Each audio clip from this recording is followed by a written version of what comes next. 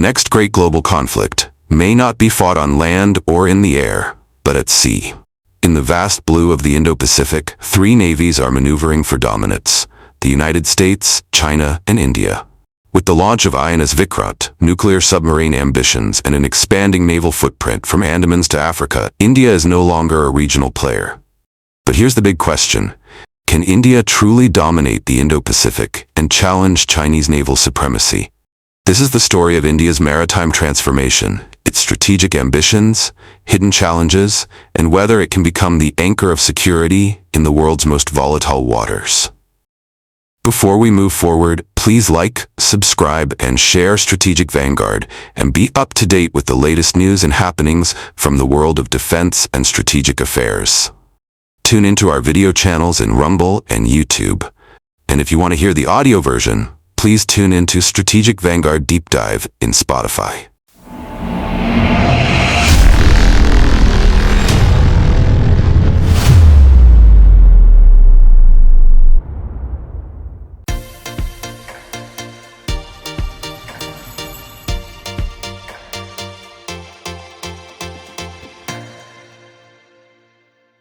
The Indo-Pacific region stretches from the east coast of Africa to the west coast of the United States.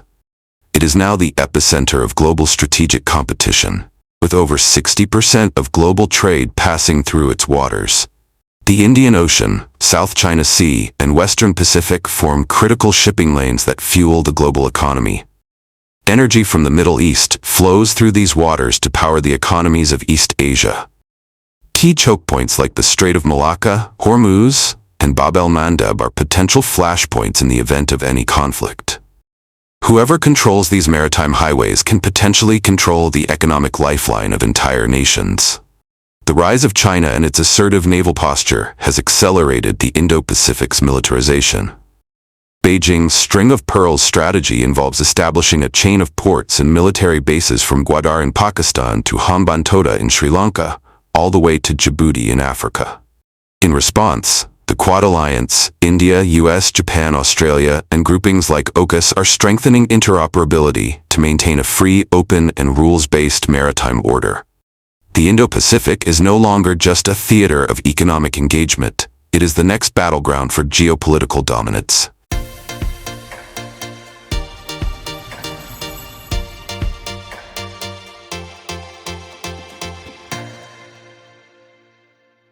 Historically, a coastal defense force, the Indian Navy has undergone a dramatic transformation. Post-1971, it evolved into a credible regional force, and today it is aiming to become a true blue-water navy. India's maritime strategy now focuses on deterrence, sea control, and power projection. The doctrine of Sagar, security and growth for all in the region, reflects India's vision to act as a net security provider in the Indian Ocean region, IOR. The Navy is not just a warfighting tool, but a diplomatic and humanitarian asset, showcasing India's commitment to peace and stability. India's naval expansion includes indigenous aircraft carriers, INS Vikrant, nuclear submarines, SSBNs and future SSNs, long-range maritime patrol aircraft, P-8I Poseidons, multi-role helicopters, UAVs, and missile frigates. The Navy plays a central role in multi-domain operations, integrating space, cyber, and electronic warfare capabilities to operate in a networked environment.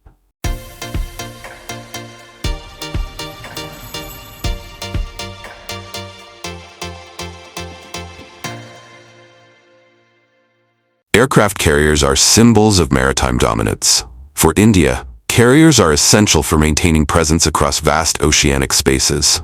INS Vikramaditya, acquired from Russia, and the indigenously built INS Vikrant form the backbone of the current carrier battle groups, CBGs.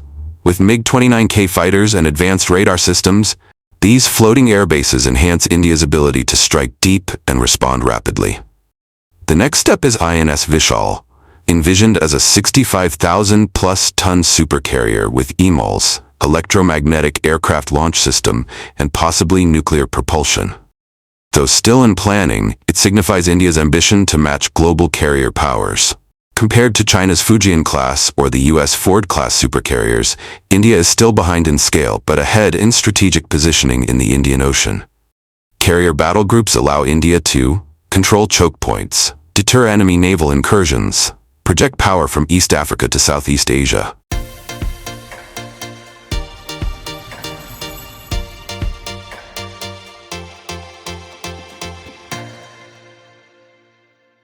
Submarines remain the most lethal and survivable naval assets. India has a modest yet growing fleet of diesel-electric submarines, Scorpene-class, and nuclear-powered submarines. The strategic arm includes the INS Vikrant SSBN, capable of launching nuclear missiles from underwater, giving India a second strike capability essential for credible deterrence. India has also leased INS Chakra, a nuclear-powered attack submarine, SSN, from Russia, and plans to build 6 indigenous SSNs to patrol far-off waters with stealth. However, India lags behind China, which has more than 60 submarines, including Type 93 and Type 094 nuclear submarines. This imbalance could become critical unless India accelerates submarine production under Project 75I and beyond. Submarines are critical for sea denial and blockade missions, intelligence gathering, covert special forces operations.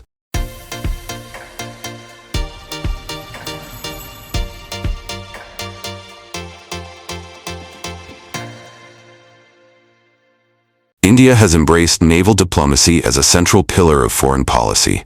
Through port access agreements, naval exercises, and humanitarian missions, India extends its influence well beyond its immediate neighborhood. Strategic port access points include Chabahar Port, Iran, gateway to Central Asia; Duqm Port, Oman, refueling hub in the Arabian Sea; Reunion Island, France; Ego Garcia, U.S., for deep sea reach. India conducts over 40 naval exercises annually with partners like the US, Malabar, Russia, Indra, and ASEAN countries. Humanitarian efforts such as Operation Rahat, Yemen evacuation, and COVID aid shipments demonstrate the Navy's non-military utility. India's Indian Ocean Rim Association and Indo-Pacific Oceans Initiative, IPOI, further strengthen its maritime leadership.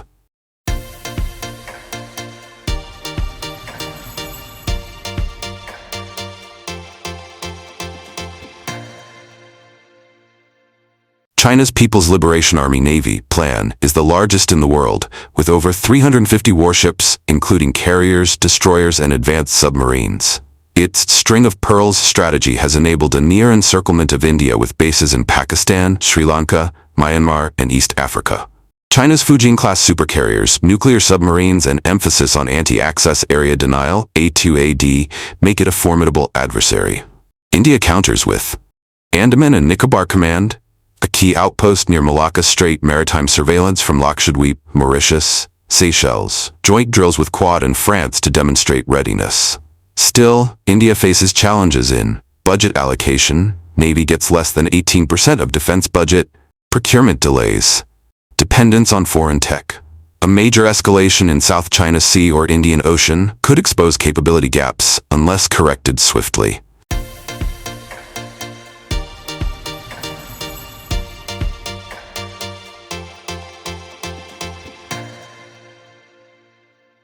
India has the vision and geography to become the dominant naval force in the Indian Ocean region. To realize this, the Navy aims for a 200-ship fleet by 2030. Indigenous efforts under Make in India need acceleration. Integration with space and cyber commands is vital. India must also embrace artificial intelligence, unmanned systems, and ISR intelligence, surveillance, reconnaissance technologies to leapfrog traditional limitations.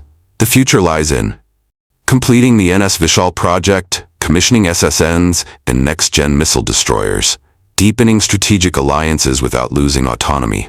In a multipolar world, India's Navy is not just a military instrument, it is the anchor of national strategy, diplomacy, and deterrence. The Indo-Pacific century could very well be India's maritime century. Before we move forward, please like, subscribe, and share Strategic Vanguard, and be up to date with the latest news and happenings from the world of defense and strategic affairs. Tune into our video channels in Rumble and YouTube. And if you want to hear the audio version, please tune into Strategic Vanguard Deep Dive in Spotify. India is no longer a bystander in the Indo-Pacific. The tides are shifting, and the Indian Navy is rising with them.